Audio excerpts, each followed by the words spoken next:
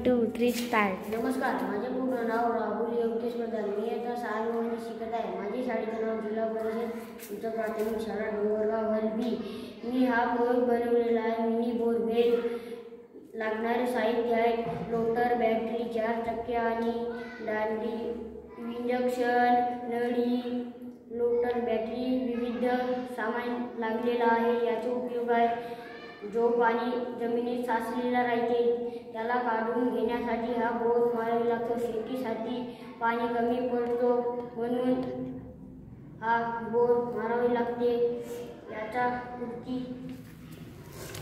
हे बटन दाबावे लागते आणि हे अशी उभी होते आणि हे गेअर मोटारने दाबल्याने हे सुरू होते आणि हे जरा उलू हे अंदर जाते. अशी हे बटन दाबल्याने. धन्यवाद.